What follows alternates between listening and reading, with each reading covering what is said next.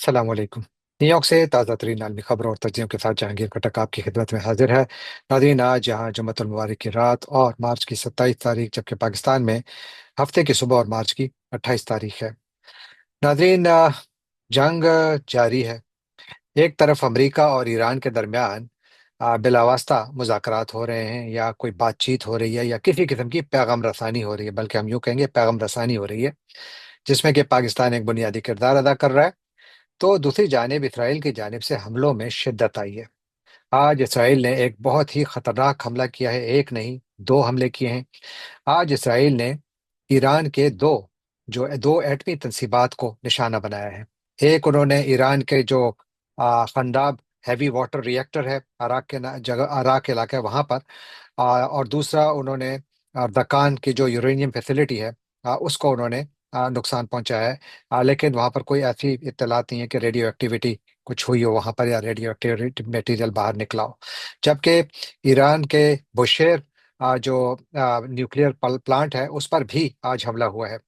اسرائیل نے حملہ کیا ہے، اور وہاں پر بھی نقصان تو نہیں ہوا زیادہ، لیکن یہ کہ اس کے جو بم گرے ہیں اس کے قریب قریب گرے ہیں۔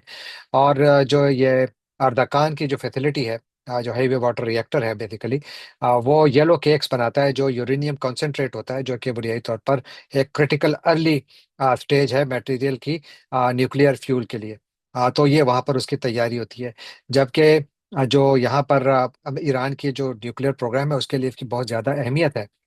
آج اسرائیل نے اس کے دونوں ان اہم ٹھکانوں کو نشانہ بنایا، نیوکلیئر، جو اس کا ایران کا جو نیوکلیئر پروگرام ہے اس کے حوالے سے۔ جبکہ آج ہی کے دن اسرائیل اور امریکہ دونوں نے مل کر ایران کے دو بڑے اسٹیل کے پلانٹس ہیں ان کو بھی نشانہ بنایا ہے، اور یہ ایک بہت بڑی اسکیلیشن ہے۔ اس کے بعد پھر خبر یہ آئی کہ ایران کی جانب سے سعودی عرب میں جو امریکہ کی جو فوجی اڈہ ہے، وہاں پر ایران نے حملہ کیا، اور وہاں پر اطلاعات یہ ہیں کہ کم از کم 10 فوجی اس میں زخمی ہوئے ہیں۔ جبکہ ایران نے اسرائیلی اور امریکی حملوں کا جواب کچھ یوں دیا کہ اس نے آج شدید میزائل سے حملے کیے تل ابیب پر، جہاں سے اطلاع ہے کہ کم از کم ایک اسرائیلی اس میں جو ہے ہلاک ہوا ہے، اور ان میزائل کے حملوں میں اسرائیل میں کافی تباہی ہوئی ہے، وہاں پر کافی نقصان ہوا ہے، ان کی جو بلڈنگز وغیرہ ہیں ان کو بہت نقصان ہوا ہے، اور ساتھ یعنی املاک کو بہت نقصان ہوا ہے، اور کم از کم ایک شخص بیچ میں ہلاک بھی ہوا ہے۔ اسرائیل کی جانب سے یہ خطرناک حملہ جو کہ ان کے جو ایٹمی تنصیبات پر ہے، میرا خیال ہے کہ یہ تو دنیا کے لیے ریڈ لائن ہونی چاہیے، کیونکہ اگر یہ معاملہ اس طرف چل نکلا کہ جہاں پر دونوں جو اطراف ہیں وہ ایک دوسرے کی ایٹمی تنصیبات پر حملہ کریں گے، تو یہ تو اس پورے ریجن کو خطرے میں ڈالنے والی بات ہے۔ کیونکہ اسرائیل کے پاس تو ایٹم بم پڑے ہوئے ہیں، ایران کے پاس تو ایٹمی مواد ہے لیکن ایٹمی اسلحہ نہیں ہے، اسرائیل کے پاس تو ہے۔ تو اگر کوئی بھی میزائل ایران کا ان کے ایسے یعنی جگہ پر، نشانے پر لگتا ہے کہ جہاں پر کوئی ایٹمی اسلحہ پڑا ہوا ہے، ظاہر ہے ایٹمی اسلحہ کبھی بھی ایسے تیار نہیں پڑا ہوتا، اس کو اسمبل کیا جاتا ہے، ان کو علیحدہ علیحدہ رکھا جاتا ہے، لیکن جو بھی ہو وہاں پر خطرہ بہت زیادہ رہتا ہے کہ اس سے کوئی بہت بڑا حادثہ ہو سکتا ہے، اور وہ حادثہ نہ تو اسرائیل تک محدود رہے گے اس کے ایفیکٹس، اور نہ ہی ایران تک محدود رہیں گے۔ لیکن اس پر جو بین الاقوامی برادری ہے وہ بالکل خاموش ہے، ان کی جانب سے کوئی زبان نہیں کھول رہا۔ یونائٹڈ نیشنز خاموش ہے، جو انٹرنیشنل اٹامک انرجی ایجنسی ہے، وہ بھی IAEA، وہ بھی خاموش ہے۔ گویا دنیا صرف تماشا دیکھ رہی ہے اس بات کا کہ کب ایران کو جو شکست ہوگی۔ جبکہ یہاں پر امریکہ میں جو امریکی قیادت ہے وہ اب تک اس بارے میں شور نہیں ہے کہ یہ یعنی امریکہ کو کیا یعنی کامیابی ملے گی بھی کہ نہیں، اور اگر ملے گی تو کب ملے گی، کیونکہ IGRT اور جو ایران کے جو وزیر خارجہ ہیں عباس اراغچی، ان سب نے آج وارننگ دی ہے کہ ہم بھی بہت زیادہ شدید جواب دیں گے، کیونکہ جس طریقے سے آج اسرائیل نے ان پر حملہ کیا ہے تو اس کا جواب بہت شدید آئے گا۔ کتنا شدید آئے گا یہ شاید آنے والے گھنٹوں میں پتہ لگے، لیکن جب میں ریکارڈنگ کر رہا تھا تو اس سے پہلے کچھ اطلاعات ایسی آ رہی تھیں کہ شاید بحرین میں جو امریکہ کا 5th فلیٹ ہے، جو وہاں پر اسٹیشنڈ ہے، کہتے ہیں کہ وہاں پر ایک میزائل حملہ ہوا ہے، اور وہاں پر کافی دھماکے اور آگ لگی ہوئی ہے، کچھ اس قسم کی اطلاعات آ رہی ہیں۔ تو یوں یہ جنگ جو ہے اس میں شدت آ رہی ہے، اور اس میں اضافہ ہو رہا ہے، اور یہ اس جانب جا رہا ہے کہ جہاں پر معاملات بہت زیادہ خطرناک حد تک یعنی سنگین ہو رہے ہیں، کیونکہ اپنے ہرمز بند ہے۔ آج امریکی secretary of state Marco Rubio کا کہنا ہے کہ یہ دنیا کے لیے بڑا چیلنج ہوگا کہ اگر ایران نے اپنے ہرمز سے گزرنے والے جہازوں سے پیسے وصول کرنا شروع کر دیا، یعنی ٹول لینا شروع کر دیا، کہتے ہیں بڑا چیلنج ہوگا۔ لیکن فی الحال آپ نے ہرمز کو ठीक करने के लिए, यानी बिल्कुल वहां पर जो जहाजरानी के लिए इसको मुकम्मल तौर पर खोलने के लिए या ईरानी कंट्रोल से निकालने के लिए फिलहाल ना अमेरिका के पास कोई ऐसा प्लान है कि जिससे वो इस बात पर ईरान को मजबूर करे कि वो अपनी गिरफ्त कम कर दे इस पर। और ईरान ने जो है अब जो आपने हुर्मुज पर अपना कंट्रोल है वो मजीद सख्त कर दिया। आज इत्तलात ये हैं कि ईरान ने चीन के कम अज कम दो जो मुख्तलिफ कंटेनर बरदार शिप्स थे, बहरी जहाज जो थे, उनको रोक दिया है। शायद उनने पैसे नहीं दिए, ये वादे नहीं है कि क्यों रोका, लेकिन ईरान ने आज इत्तलात ये है कि उनको भी रोका है। और अब तक जो लड़ाई हुई है इसमें कम से कम 300 अमरीकी फौजी जो है वो जख्मी हुए हैं, और कोई 16-17 जो है वो बीच में हलाक हुए। तो यहाँ पर जो जंग की कीमत है वो भी बढ़ रही है, तेल की कीमत भी बढ़ रही है। तेल की कीमत $100 से ऊपर ही चल रही है, बावजूद इसके कि रोजाना डोनाल्ड ट्रंप की जानिब से ये बयान जरूर आता है कि मुज़ाकरात हो रहे हैं। स्टीव विटकॉफ का आज भी ये बयान है कि हमारे मुज़ाकरात जारी हैं, लेकिन उन मुज़ाकरात का क्या कोई नतीजा निकल रहा है? फिलहाल तो कोई नतीजा नजर नहीं आ रहा, लेकिन जंग जारी है। बल्कि आज ईरान से रिलेटेड कुछ जो हैकर्स हैं उन्होंने रिस्पॉन्सिबिलिटी क्लेम की है कि उन्होंने आज एफबीआई के जो डायरेक्टर हैं कैश पटेल, उनके ईमेल को उन्होंने जो है ब्रीच किया है, यानी उसको उसके अंदर गए हैं और उनका जो ईमेल है वो दुनिया को दिखा दिए हैं, उनको एक्सपोज किया है। तो उस पर भी ये बहुत बड़ा यानी सिक्योरिटी का ब्रेकडाउन है कि अगर एफबीआई के डायरेक्टर का ईमेल महफूज नहीं है तो ये भी ईरान की जानिब से एक बहुत बड़ा साइबर हमला था। तो यूं यहाँ पर एक और जो बहुत यानी मेरा ख्याल है कि जंग का पांसा पलट सकता है अगर यहाँ पर हूतीज भी शामिल हो गए। और आज हूतीज के एक तर्जुमान ने कहा है कि अगर इस जंग में अमेरिका के मजीद इत्तेहादी शामिल हुए तो वो बाबुल मंदब के जरिए जो बहर अहमर है या रेड सी है उसका रास्ता रोक देंगे, जिसका मतलब ये हुआ कि एशिया से जाने वाली वो ट्रैफिक जो कि रेड सी यानी बाबुल मंदब के रास्ते रेड सी में जाती है और वहां से फिर नहर सुएज के रास्ते वो आगे मेडिटेरेनियन में जाती है, वो ट्रैफिक रुक सकती है, उसमें खलल पड़ सकता है अगर बाबुल मंदब भी बंद होता है। और अगर जो जिस तरीके से आपने हुर्मुज बंद है तो इससे तो इंटरनेशनल इकॉनमी को बहुत खौफनाक धचका लगेगा, एक ऐसे वक्त जब इंटरनेशनल कंसर्न भी बढ़ रहा है और अजीब किस्म के वाकयात भी हो रहे हैं। आज एक इत्तला ये भी है कि अमेरिकी सदर डोनाल्ड ट्रंप और भारतीय वजीर आजम नरेंद्र मोदी के दरमियान बातचीत हुई है फोन पर, और काफी अरसे बाद दोनों के दरमियान ये रब्ता हुआ है। और उसमें जो मेन बातचीत थी वो ईरान जंग के हवाले से ही थी। और इसमें जो सबसे इंटरेस्टिंग बात है जिसके ऊपर बहुत सारे सवालात उठाए जा रहे हैं कि एक प्राइवेट सिटीजन इतनी हाई रैंकिंग कॉल में किस तरीके से या इतनी हाई प्रोफाइल कॉल में किस तरीके से शामिल हो सकता है। तो प्राइवेट सिटीजन इलॉन मस्क है, टेस्ला कंपनी का मालिक इलॉन मस्क भी इस कॉल में शामिल था। ये वाजे नहीं है कि इलॉन मस्क ने क्या यहाँ पर कोई बात की नहीं की, ये वाजे नहीं है, लेकिन यह है कि इलॉन मस्क की यहाँ पर बातचीत जो है वो बहुत ज्यादा अहम है। भारतीय मीडिया रिपोर्ट कर रहा है कि इस कॉल के दौरान नरेंद्र मोदी ने ट्रंप को बताया कि भारत के लिए जो स्ट्रेट ऑफ हॉर्मूज है इसकी बंदिश नाकाबिल कबूल है, और ये कि यहाँ पर सेफ शिपिंग रूट्स होने चाहिए, यानी यहाँ पर जो मालबर्दारी का काम है वो बिल्कुल यानी पुरम तरीके से होना चाहिए और इसको खुला होना चाहिए, और ये कि इस मसले का कोई पुरम हल निकलना चाहिए, कुछ इस किस्म की बात आई है। और मेरा ख्याल है अहम राब्ता है। अब देखना ये होगा कि क्या भारत जो स्ट्रेट ऑफ हॉर्मूज है उसको खोलने में अमेरिका की कोई मदद करेगा। क्या इस कॉल का मकसद ये था, क्योंकि डोनाल्ड ट्रंप अब तक यूरोप को कह चुके हैं जो पीछे हट चुका है। जापान ने थोड़ी सी ख्वाहिश का इजहार किया था, लेकिन उनकी जाने से भी कोई बड़ा पैगाम ऐसे सामने नहीं आया कि वो अपनी नेवी वहां पर डिप्लॉय कर रहे हैं कि जो आपने हॉर्मज़ है उसको खोला जाए। जितने भी गल्फ ममालिक हैं उनमें सिर्फ मुत्तहदा अरब अमारात वाहिद मुल्क है कि जिसने ऐलान किया है कि शायद वो इस किस्म की कैंपेन में शामिल होगा। लेकिन बड़ा सवाल तो यह है कि क्या मुत्तहदा अरब अमारात की इतनी बड़ी नेवी है कि वो इसमें कोई किरदार अदा कर सकती है। मेरा ख्याल है कि कर सकती है, क्योंकि यहाँ पर तो आपको ज्यादा शिप्स चाहिए जो कि जंग के काबिल हों। तो मुत्तहदा अरब अमारात के पास ज़ाहिर है असला वगैरह तो काफ़ी है। जब एक तरफ भारत और अमरीकी कायदीन के दरमियान बातचीत हो रही थी तो दूसरी जानब पाकिस्तान और चीन के जो वज़राए ख़ारजा हैं उनके दरमियान भी बातचीत हुई है। जो चाइनीज़ वज़ीर ख़ारजा हैं वैंग यी, उनकी और इसहाक डार की आज फ़ोन पर बात हुई है, जिसमें कि मशरक़ वस्ता की इस सूरत हाल का जायज़ा लिया गया। और इस सिलसिले में इत्तला यह है कि चीन पाकिस्तान की जानिब से जो अमरीका और ईरान के दरमियान जो ये पैगाम रसानी हो रही है तो चीन उसको सपोर्ट करता है, क्योंकि चीन शुरू दिन से कह रहा है कि हम इसका एक पुरन हल चाहते हैं, इस जंग का खात्मा चाहते हैं, पाकिस्तान भी यही चाहता है। तो ये एक और यानी हाई लेवल राब्ता है जो पाकिस्तान और चीन के दरमियान हुआ है एक ऐसे वक्त जब अमेरिका और भारत के दरमियान भी आला सतही राब्ते हुए हैं। इस जंग का असर अब पाकिस्तान के ऊपर भी आने लगा है। पाकिस्तान पर तो इसका असर मेरा ख्याल है आ चुका है पहले से, क्योंकि हम लोग के हमारे लोग कीमतें पेट्रोल की बहुत भारी अदा कर रहे हैं। पूरी दुनिया में कीमतें बढ़ी हुई हैं, अमेरिका में پیٹرول کی قیمت بڑھی ہوئی ہے، ہر جگہ بڑھی ہوئی ہے، لیکن پاکستان میں شاید اس کا اثر زیادہ نظر آئے گا کیونکہ پاکستان کی اکانومی کا پہلے سے برا حال ہے۔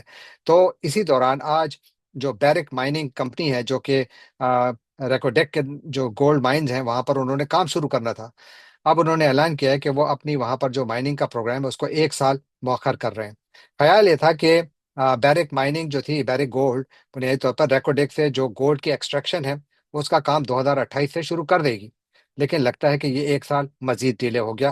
یقیناً یہ پاکستان کے لیے اچھی خبر نہیں ہے، کیونکہ پاکستان میں ظاہر ہے کہ ایف ڈی آئی ویسے ہی نہیں ہو رہی، جو تھوڑی بہت ایکٹیویٹی ہو رہی ہے وہ پہلے سے کافی زیادہ متاثر ہو رہی ہے، جو ریجنل حالات ہیں اس کی وجہ سے، اور پھر پاکستان اور افغانستان کے تعلقات کی وجہ سے بھی پاکستان کے مسائل میں اضافہ ہو رہا ہے۔ آج بھی اطلاعات ہیں کہ پاکستان اور افغانستان کی جو افواج ہیں، ان کی بارڈر سیکورٹی فورسز جو ہیں ان کے درمیان جھڑپیں ہوئی ہیں۔ افغان میڈیا تو یہ کلیم کر رہا ہے کہ انہوں نے کچھ پاکستانی پوسٹوں کو نشانہ بنایا ہے، تو گویا یہ محاذ بھی گرم ہو رہا ہے۔ ایران کا محاذ گرم ہے، پاکستان کے اندر سیاست بھی گرم ہے، پاکستان کے اندر 28ویں آئینی ترمیم کو لانے کی کوششیں بھی کی جا رہی ہیں۔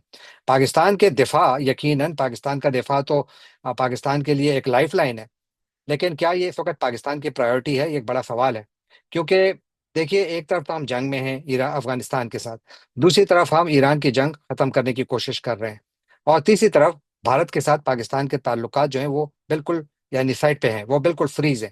پاکستان کا پانی بند ہے، منگلا ڈیم میں جا کر دیکھیں پانی بہت زیادہ نیچے جا چکا ہے۔ یہ تو ابھی گرمیاں شروع نہیں ہوئی ہیں، ہاں جب سنو میلٹ ہوگی تو میرا خیال ہے کہ پاکستان کے دریاؤں میں پانی آئے گا، کیونکہ اس مرتبہ پاکستان کی طرف بھی کافی یعنی برف باری ہوئی ہے تو اس کا شاید کچھ اثر ہو، لیکن پھر بھی کیا یہ اتنا ہوگا کہ پاکستان کی پانی کی ضرورت پوری کر پائے؟ اس کے ایسے وقت جب بھارت ڈیمنگ کر رہا ہے اسپیشلی چناب ریور پر، میرا نہیں خیال، میرا خیال ہے کہ پاکستان کے لیے پانی کا ایک بہت بڑا مسئلہ آنے والا ہے، اور وہ ہمارے حکمران جو کہ کہتے تھے کہ پانی ہماری ریڈ لائن ہے، وہ بالکل خاموش ہیں، وہ پانی کا ذکر تک نہیں کرتے، اور ساتھ یہاں پر جو ملک کے اندر جس قسم کی حالت ہے سیاسی سطح پر، کہ جہاں پر ایک طرف 28ویں آئینی ترمیم کی باتیں کی جا رہی ہیں، اس کی باز گشت ہے، تو اس طرف عمران خان کے ساتھ جو ٹریٹمنٹ کی جا رہی ہے اس کے اوپر اب انٹرنیشنل لیول پر ہر کوئی آوازیں اٹھا رہا ہے، لیکن پاکستان کے حکمران فی الحال اس کا پریشر محسوس نہیں کر رہے۔ اس کی وجہ یہ ہے کہ انہوں نے اپنے ذمے ایک ایسا کام لیا ہوا ہے کہ جو یقیناً اس وقت امریکہ کی ضرورت ہے، تو اسی لیے شاید امریکہ کے لیے عمران خان کوئی بڑی پرائورٹی نہیں ہے، اور یہ حکمران اس کا فائدہ اٹھا رہے ہیں، لیکن پاکستانی بھی خاموش ہیں۔ پاکستانیوں کو بھی مجھے نہیں لگتا کہ اپنے محسن یعنی عمران خان پاکستانی قوم کے، اگر کوئی سیاستدان پاکستانی قوم کا کوئی سب سے بڑا محسن ہے تو عمران خان ہے، کیونکہ پاکستان کی جتنی بھی اشرافیہ ہے اس میں آپ مجھے ایک شخص دکھا دیں کہ جس نے یونیورسٹی بھی بنائی ہے اور خیراتی ہسپتال بھی بنائے ہیں، اور اس نے وہ کام کیے ہیں جو کہ اس سے پہلے پاکستان کی تاریخ میں کسی نے نہیں کیے، کسی پولیٹیشین نے، اور باہر سے پیسہ لا کے اپنے ملک میں لایا۔ ہمارے والے پیسہ بھگاتے ہیں، لے جاتے ہیں، تو یہ سارے وہ لوگ ہیں جو کہ ہمارے ملک سے دولت لے کر باہر لے جاتے ہیں اور پھر وہ وہاں پر عیاشیاں کرتے ہیں۔ عمران خان باہر سے دولت لا کر انہوں نے پاکستان میں لگائی، تو یہ ان کو ہمیں ایکنالج کرنا چاہیے، لیکن پاکستانی قوم کا ایک مسئلہ ہے کہ جب پاکستانی قوم کے سامنے ایک بہت بڑا لیڈر آتا ہے تو اس وقت تو وہ اس کو بہت زیادہ عزت و احترام دیتے ہیں، لیکن اس کے بعد جب ان کے اوپر مسئلہ آتا ہے تو آنکھ ہو جل پہاڑ ہو جل، اور یہی کچھ عمران خان کے ساتھ ہو رہا ہے۔ ان کی اپنی پارٹی نے ان کو بھلا دیا ہے، کہاں ہیں ان کے لیڈران؟ کوئی نظر آ رہا ہے آپ کو؟ کوئی نظر نہیں آ رہا، سب عیاشیاں کر رہے ہیں۔ جو شخص ان کی وجہ سے جیل میں بیٹھا ہوا ہے اس کے کوئی پوچھنے والا نہیں ہے، اور یہ بہت زیادہ افسوسناک پہلو ہے پاکستان کی سیاست کا بھی، اور پاکستان تحریک انصاف کی سیاست اور ان کی اندرونی سیاست کا بھی، اور یہ پاکستانی معاشرے کا بھی بہت افسوسناک پہلو ہے، کیونکہ یہاں پر بات سیاست کی نہیں ہو رہی، یہاں پر بات انسانیت کی ہو رہی ہے، کہ اگر آپ کے ذہن میں کوئی بھی انسانیت رہتی ہے تو کم از کم آپ کو اتنا تو کرنا چاہیے کہ آواز اٹھائیں کہ خدا را ایک شخص کو آپ انصاف تو دیں۔ یہ کون سا طریقہ ہے جس طریقے سے یہ روش رکھی گئی ہے؟ لیکن پاکستان میں تو ظاہر ہے کہ ہماری ملک کی جو اشرافیہ ہے، جو کہ پاکستان کے تمام وسائل پر قابض ہو چکی ہے، اور جو کہ پاکستانی قوم کو دبا کے رکھا، اور پاکستانی قوم دبنے میں بھی ماہر ہے، وہ دبے ہوئے ہیں، تو ظاہر ہے کہ ان کے ساتھ یہی ہو رہا ہے۔ اور جو پاکستان کا دفاع ہے، یقیناً مجھے ابھی بھی یقین ہے کہ پاکستان کا دفاع جو ہے وہ محفوظ ہاتھوں میں ہے، کیونکہ یہ ایک شخص کے ہاتھ میں نہیں ہے، لیکن ہمیں بھارت پر نظر رکھنی چاہیے۔ بھارت جو ہے وہ بہت تیزی سے اپنے آپ کو وہ کام کر رہا ہے جو کرنے چاہیے، اور پاکستان کو بھی یہی کام کرنا چاہیے جو وہ نہیں کر رہا۔ بھارت نے آج خبر آئی ہے کہ تقریباً 28 ارب ڈالر کے فوجی سودے کیے ہیں، فوجی ساز و سامان کے، جس میں کہ وہ 5 S-400 ایئر ڈیفنس سسٹم खरीद रहे हैं, 5 नए। इससे पहले उन्होंने 5 का ऑर्डर किया था 2018 में, 3 जो है वो डिलीवर हो चुके थे, 2 अभी नहीं हुए मेरा ख्याल है, और 5 चाहिए, तो उनके पास टोटल 10 हो जाएंगे। तो गोया भारत अपने आप को ज्यादा महफूज बना रहा है, क्योंकि जो गुज़श्ता साल मई में जो कुछ हुआ था, तो वहां पर एक चीज सामने आई थी कि भारत का एयर डिफेंस सिस्टम भी इतना कारआमद नहीं था जितना कि, यानी पाकिस्तान का तो था ही नहीं ना, पाकिस्तान तो एक मिसाइल भी नहीं रोक पाया था। लेकिन उसके बाद भी पता नहीं पाकिस्तान ने कितना सबक सीखा है, क्योंकि मैं आज थोड़ा रिसर्च कर रहा था कि क्या पाकिस्तान ने कोई प्रोक्योरमेंट की है अपने एयर डिफेंस सिस्टम के लिए। मुझे तो कोई नजर नहीं आई। अगर मेरे नाजरीन में से किसी को पता हो तो बराए मेहरबानी कोई लिंक वगैरह लगा दे, ताकि मेरी तसहीह हो। लेकिन मुझे नहीं लगता कि पाकिस्तान इस तरफ तवज्जो दे रहा है। भारत इस तरफ दो तीन चीजों पर तवज्जो दे रहा है, जो उन्होंने आज ऐलान किया कि जिन चीजों को खरीद रहे हैं। तो एक तो 5 S-400 एयर डिफेंस सिस्टम है, और साथ फिर वो AN-32 और IL-76 जो उनके ट्रांसपोर्ट एयरक्राफ्ट हैं भारत की एयरफोर्स और आर्मी के, उनको रिप्लेस कर रहे हैं। ये नहीं मालूम कि वो कितने और नए खरीद रहे हैं। और साथ ही वो रिमोटली पायलटेड स्ट्राइक एयरक्राफ्ट भी खरीद रहे हैं, यानी बगैर पायलट के जो जंगी तैयारे हैं वो भी वो खरीद रहे हैं।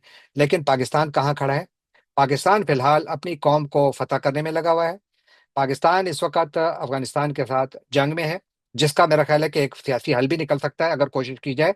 पाकिस्तान के जो यानी जो गिले हैं अफगानिस्तान से वो जायज हैं, लेकिन क्या इसका वाहिद तरीका जंग ही है?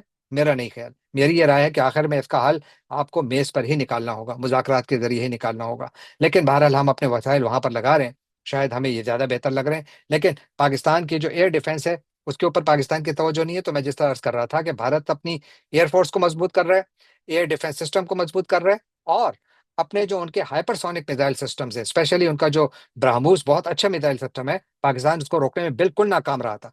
ब्राह्मोस ने जहां जहां पाकिस्तान पर हमले किए, वो कामयाबी से उन्होंने हमले किए थे। पाकिस्तान के पास उसका तोड़ नहीं है। ब्राह्मोस की जो इस वक्त उनकी मेरा ख्याल है खेप है, शायद उसकी 400 किलोमीटर रेंज है। जो नए आ रहे हैं वो 800 किलोमीटर रेंज वाले हैं। तो गोया वो पाकिस्तान के किसी भी हिस्से को, अक्सर हिस्सों को वो निशाना कामयाबी से बना सकेंगे। पाकिस्तान के पास इसका फिलहाल कोई तोड़ नजर नहीं आ रहा, क्योंकि मैंने जैसे अर्ज किया कि हमारी प्रायोरिटीज बिल्कुल मुख्तलिफ हैं इस वक्त। हम इंटरनेशनल डिप्लोमेसी में लगे हुए हैं, इलाकाई जंग में लगे हुए हैं, कुछ फायर फाइटिंग में लगे हुए हैं, और मुल्क के अंदर मुल्क को फतह करने में लगे हुए हैं। और उसकी वजह से शायद मुझे खौफ है, खुदा करे कि मैं गलत हूं, लेकिन चूंकि मैं थोड़ी रिसर्च कर रहा था कि क्या पाकिस्तान ने हालिया दिनों में, यानी इतनी बड़ी जंग हुई, कोई तो नतज भी अखज़ किए होंगे। तो उनमें से एक बड़ा नतीजा ये था कि पाकिस्तान का एयर डिफेंस सिस्टम मेरी राय में बिल्कुल बैठा हुआ था। इसने कोई काम नहीं किया था। ये पाकिस्तान के एक भी फजाई जो अड्डे हैं, हमारे हवाई अड्डे, एक को भी वो महफूज नहीं बना सका। नूर खान एयरबेस भी हिट हुई थी, तकरीबन तमाम जहां जहां हुई थी वहां पर हमले कामयाबी से हुए थे। तो जिसका मतलब ये हो गया हमारे एयर डिफेंस सिस्टम नाकाम होता। लेकिन शायद वो पाकिस्तान की प्रायोरिटी नहीं है। आई होप कि मैं गलत हूं। आई होप कि इस पर काम हो रहा होगा, हमें नहीं मालूम। लेकिन अगर ये काम नहीं हो रहा, तो ये बहुत बड़ी लग्जिश होगी, जिसकी कीमत पाकिस्तानी कौम को अदा करना पड़ेगी। खुदा न करे कि वो दिन आए। जाने से पहले आपसे एक मरतबा फिर दरख्वास्त कि आप हमारे चैनल को सब्सक्राइब कीजिए, लाइक कीजिए, शेयर कीजिए, कमेंट कीजिए, और बेल आइकॉन को क्लिक करना ना भूलिएगा। आपका बहुत बहुत शुक्रिया।